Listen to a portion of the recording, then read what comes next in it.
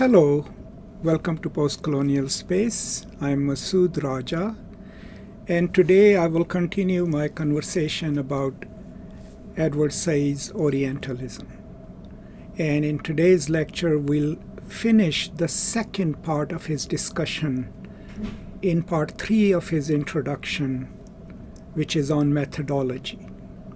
Now, if you have watched the previous videos in this series, you know that we are at that point in the introduction to Orientalism where Said is explaining his methodology, and within that he's also explaining what he means by Orientalism, how it is connected to Foucault's concept of discourse, and how the question mainly is of the exteriority. What he means by that is that while we read inside the text, there is so much outside of the text, the exteriority of it, which determines what is in the text. And that outside is Orientalism.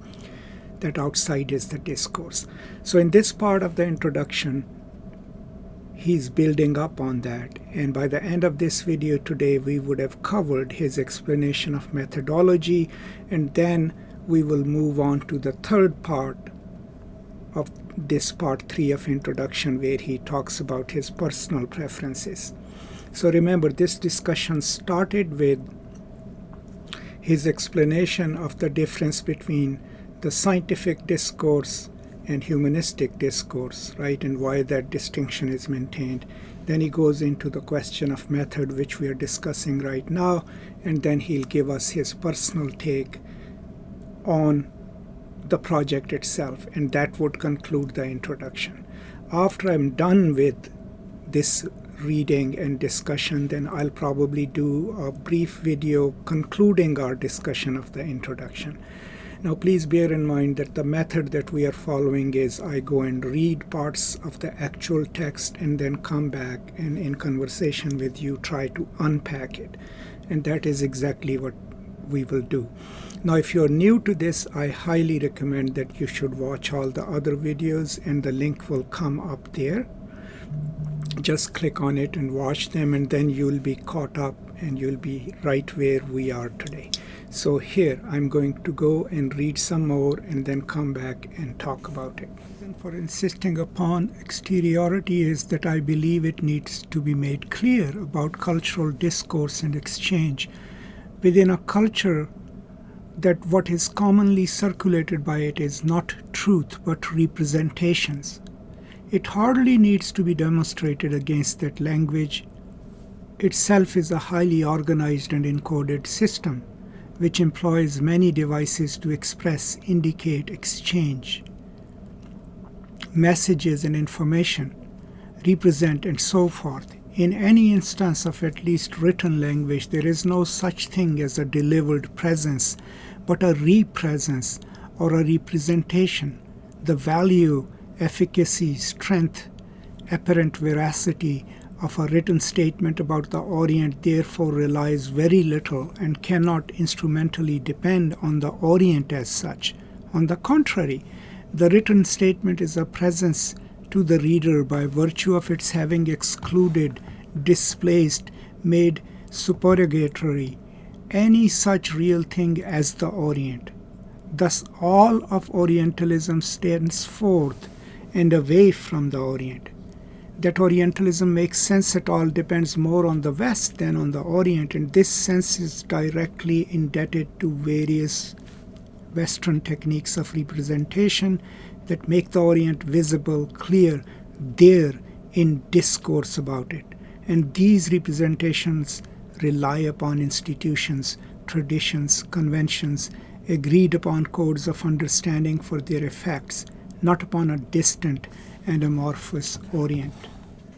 Okay, so what I just read, one of the things that he's making absolutely clear is the distinction between truth and representation, and the role that language and discourse play in it. So what that highlights is that within Orientalism and even in the other reality, whenever something is represented to us in textual form, it cannot necessarily capture the truth itself, because truth is, after all, represented. And representation can be oral, it can be written, it can be documented. But the moment we enter the realm of the representation, we are then entering over-determinisms, the discursive over-determinisms, like what is the exteriority of the text, right? So there is no moment where he says where a text can represent something and make it present. No, in the act of representation, there are certain choices that the authors make, but in so many cases, those choices are already predetermined or overdetermined by the discourse in which they are working. So hence the Orient that we get is should not necessarily be measured in terms of a true representation, because true representation is almost impossible, but that through acts of exclusion and through highlighting certain things and not talking about others, a certain view of the Orient is represented. And we already know through our discussion of the introduction that that view is formed by discourses, by knowledge produced by other Orientalists, right? So there is no moment that the real Orient itself either can be represented or can be made present. 2, Orient is represented to Western audiences according to their expectations within the parameters of the Orientalist discourse that already exists. And in this entire process, the Orient itself, which cannot represent itself, right, is detached from the act of representation. Now, this is really important for all of us to understand, the question of representation. Because what we forget when we are debating these texts produced by, let's say, Western authors and scholars, we always measure them from the point of view of veracity, right? Was like, oh, this is not how Pakistan is, this is not how India is. You don't know the real India, as if we can know the real India and Pakistan. Remember, our understanding of any reality is textual and is discursive, right? There is no way in which we as human beings who function through language can go and retrieve the real thing and present it. So an act of communication in textual form or in a conversation is always semiotic. It's expressed in language, and if that language is overdetermined by a larger discourse in which we live, which for Said is Orientalism, then that representation is offered to a certain audience, which is Western audience, within the parameters of that discourse. And that is the question of representation itself. That's why he's going to the exteriority of the text, because in order to understand the representations within the text, what choices are being made, what metaphors, similes, tropes are being used, he has to then go out into the larger discourse which construct those kind of tropes, metaphors, and similes about the Orient.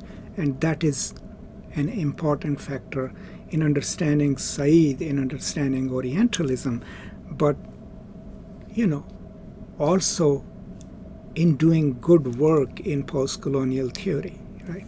So let's go and read some more, and then I'll come back and talk about it.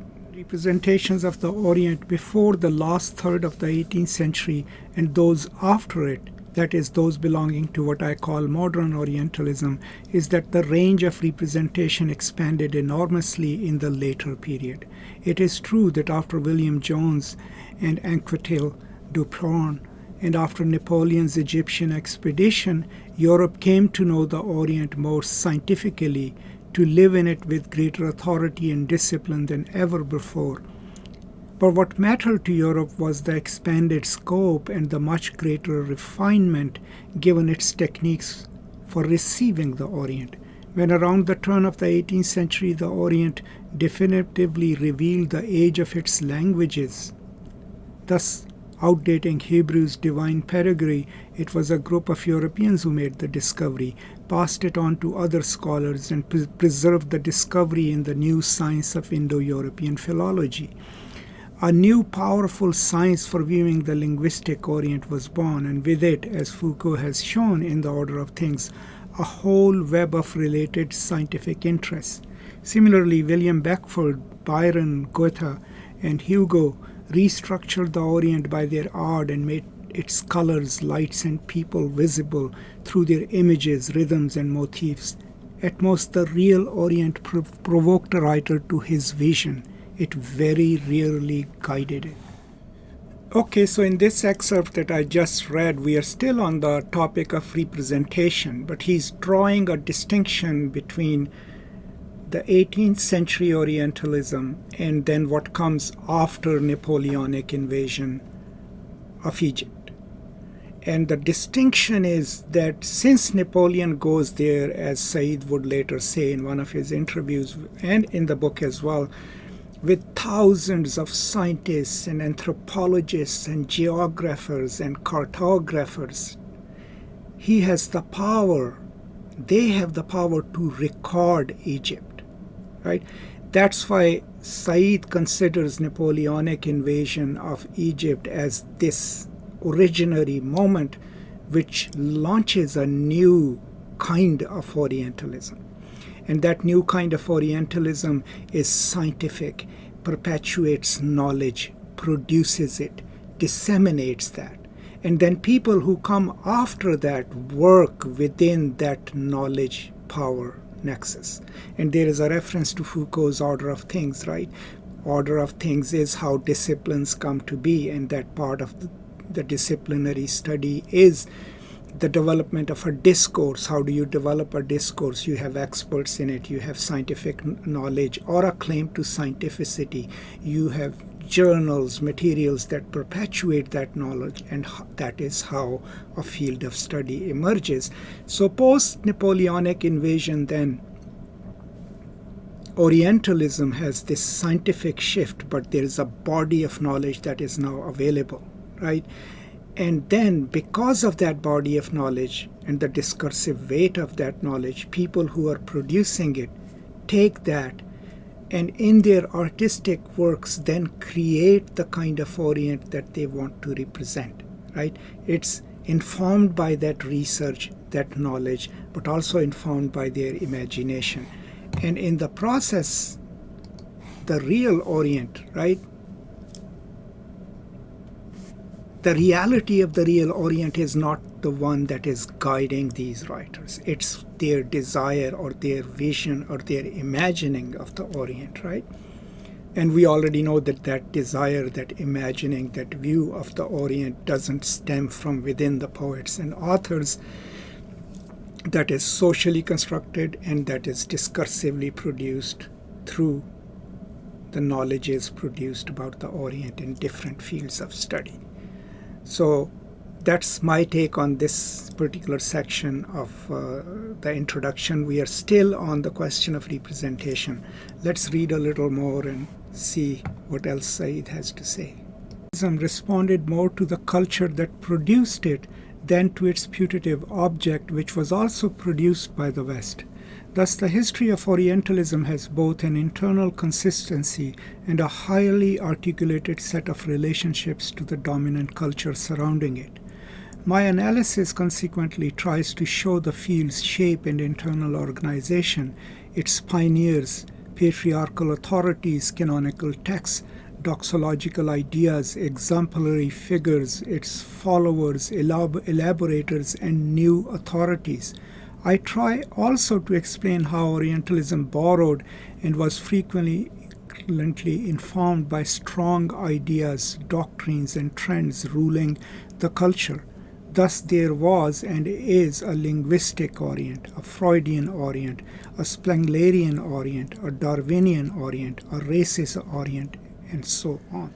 So in this brief section as well, there are references to the internal consistency of Orientalism, right? But it is not driven by its object of study, the Orient itself, which is also created through this discourse of Orientalism, but by the logic of the field itself. And the field is not necessarily monolithic, because look, there is a reference to Spengler, who's a historian, famously wrote The Decline of the West, right? References to Darwin and others. There are these different branches of knowledge, right?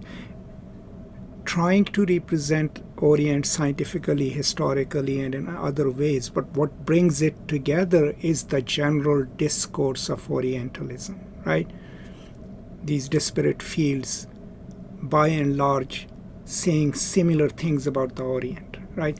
That is what is the point. And what he's saying is that I am accounting for these different figures from different branches of knowledge. Who writes what, how, right? Which field are they from? Who are the ones who perpetuate certain mythologies and certain knowledges? Who follows them? So now we are going into further details of the methodology that kind of defends Said's usage of different texts from different fields, because what he's saying is that these may be scientific texts, sociological texts, historical texts, anthropological texts, and creative texts, but what brings them together, which he has already defined, is the discourse of Orientalism, right? And that discourse creates the object of study itself, right? But also creates the logic within which things about that object of study are produced. Now, this is deeply Foucauldian, okay? One aspect of the discursive frameworks or discourse in Foucault is that a discourse inherently then creates its own objects of study. Why? Because it needs them to perpetuate itself. What is a good example? I mean, look at the discourse of psychiatry or psychology. One aspect of it is it constantly tries to map how the human consciousness works, but it then must also, consciousness research forces people to go and figure out new diseases, new disorders, right? And that's creation of newer objects of study. That's what all research is driven towards, right? When we tell our students to be original, we are asking them to find a different way of looking at one object of study or find a new object of study. So within the discourse of Orientalism, then, there is not necessarily just production of knowledge, but constant creation or constant renderings of the object of study called the Orient. But the object of study itself is by this time discursively produced. It's an outcome of discourse. So there is no moment that someone actually goes and touches and retrieves the real Orient.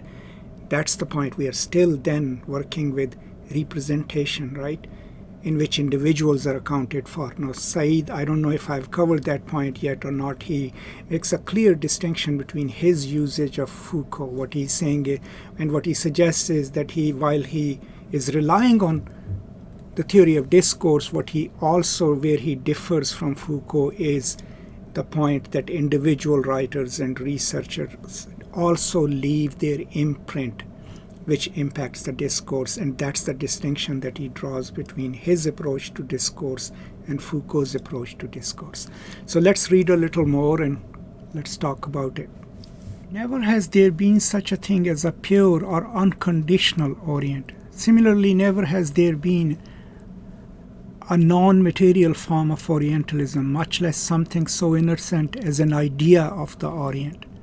In this underlying conviction and in its ensuing methodological consequences, do I differ from scholars who study the history of ideas.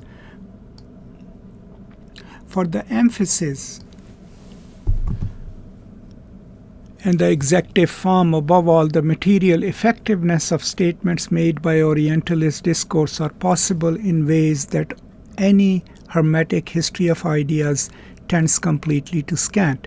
Without those emphases and that material effectiveness, Orientalism would be just another idea, whereas it is and was much more than that. Therefore, I set out to examine not only scholarly works, but also works of literature, political tracts, journalistic texts, travel books, religious and philological studies. In other words, my hybrid perspective is broadly historical and anthropological, given that I believe all texts to be worldly and circumstantial in, of course, ways that vary from genre to genre and from historical period to historical period. Unlike Michel Foucault, whose work I'm greatly to whose work I'm greatly indebted, I do believe in the determining imprint of individual writers upon the otherwise anonymous collective body of text constituting a discursive formation like Orientalism. The unity of the large ensemble of texts I analyze is due in part to the fact that they frequently refer to each other. Orientalism is, after all, a system for citing works and authors. Edward William Lane's Manners and Customs of the Modern Egyptians was read and cited by such diverse figures as Nerval, Flaubert, and Richard Burton. He was an authority whose use was an imperative for anyone writing or thinking about the Orient, not just about Egypt. When Nerval borrows passages verbatim from modern Egyptians, it is to use Lane's authority to assist him in describing village scenes in Syria, not Egypt. Lane's authority and the opportunities provided for citing him discriminately as well as indiscriminately were there because Orientalism could give his text the kind of distributive currency that he acquired. There is no way, however, of understanding Lane's currency without also understanding the peculiar features of his text. This is equally true of Renan, Sayce, Lamartine, Schlegel, and a group of other influential writers. Foucault believes that in general the individual text or author counts for very little. Empirically, in the case of Orientalism and perhaps nowhere else, I find this not to be so. Accordingly, my analysis employ close textual reading. So Said is making a couple of really important distinctions over here. The first is his insistence that what he is dealing with is material and not ideological or just based in discussing an idea. What does he mean by that? Now, if you read Foucault's discussion of the discourse, especially in the archaeology of knowledge, we know that what he says is that discourse is material in two ways. Material because it has an apparatus, right? It has printing offices, doctors, scientists, representing a certain reality. So that's its materiality in one way. In the form of another form of its materiality is that it literally impacts people's bodies and lives. How? So if you look at the discourse of psychiatry, right? If a psychologist or psychiatrist declares your child is ADD, that's not just an idea, right? There is material apparatus behind that pronouncement. And then the child's life will be impacted by what kind of education he or she will get, what kind of medication, what kind of activities. So there is a material impact. And Said is saying, I'm not discussing Orientalism as an idea. I'm studying it as a discourse, and hence I will focus on the very materiality of that discourse, right? 2. And I kind of jumped the gun on it. He then goes and explains as to why, maybe in case of Orientalism, he has to go against one of the major assertions by Foucault, and that is, it comes clear in one of his essays to what is an author, right? This idea that there is a certain extreme form of over-determinism in a discourse where the individual utterance is overtaken by the discourse within which that is made. But what he's saying is that in this case, I am going to read individual texts because Said believes that individual authors and historians have a certain imprint that impacts other people's works. And he gives us the example of Edward William Lane, where he's saying is that I can't discuss Lane's work or influence of Lane's work without discussing the work itself and its impact, because what he's saying is people are reading Lane even when they are in Egypt or Syria, and when they have to represent those lives, like the village life by Nerval, even though Nerval went there. When it comes to representing that life, they are relying on the knowledge, research knowledge provided by Edward William Lane. And what that means is that for Said, accounting for that influence, all coming together in this discourse called Orientalism is important. Hence, in terms of his methodology, what he's saying is that if you see me reading individual texts and performing a close reading on them, here is my reason. I'm not just looking at the exteriority in terms of the discourse, but I'm also looking at how this text is cited in that text, because, as he says, Orientalism, after all, is also a system of citations. Sometimes direct citations and sometimes derived citations, right? So this is the important distinction that we need to keep in mind. Also, for our understanding of Orientalism, what we always must keep in mind is that for Said, Orientalism is a discourse. It's not a simple idea. It's not a question of misrepresentation. It's not a question of propaganda. It's not a question of representing truth in a wrong way. No. We cannot understand Orientalism without understanding his understandings of discourse, Foucauldian discourse, and then how he tweaks it. And one important aspect of that tweaking, which he's acknowledging in this methodological section, is that he will pay attention to individual works, because the individual works also impact other works. So that's where we are so far. Let's read a little more and then come back, and I'm hoping I should be able to conclude today's conversation after that reading. Analyses employ close textual readings whose goal is to reveal the dialectic between individual text or writer and the complex collective formation to which his work is a contribution.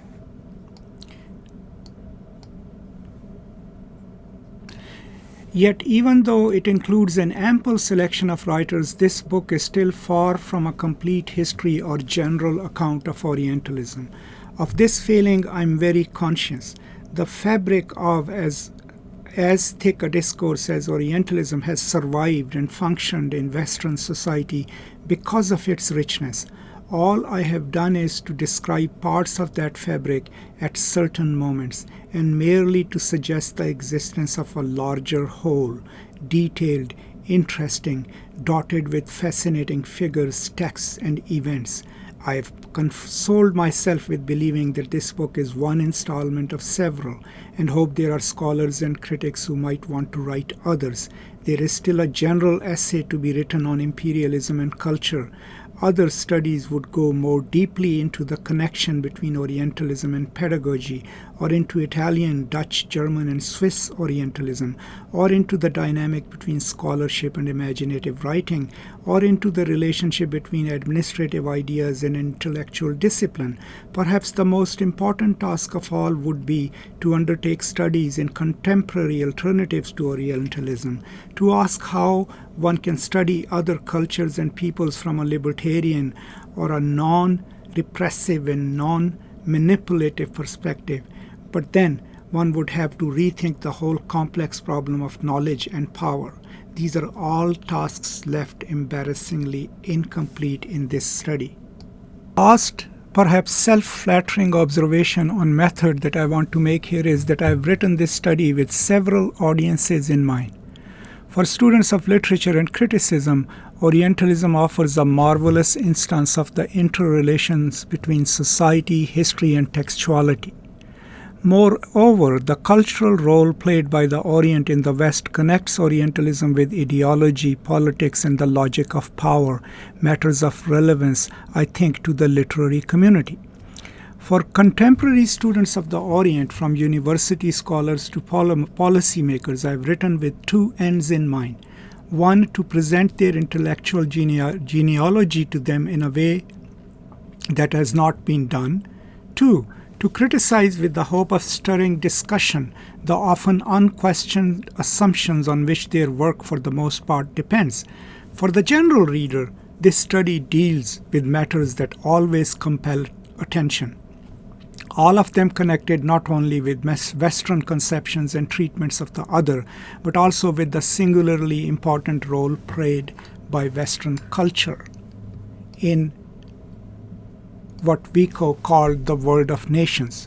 Lastly, for readers in the so-called Third World, this study proposes itself as a step towards an understanding not so much of Western politics and of the non-Western world in those politics, as of the strength of Western cultural discourse, a strength too often mistaken as merely decorative or superstructural.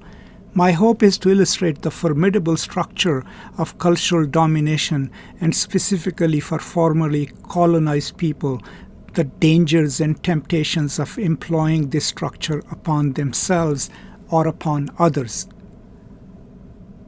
The 3 long chapters and 12 shorter units into which this book is divided are intended to facilitate exposition as much as possible.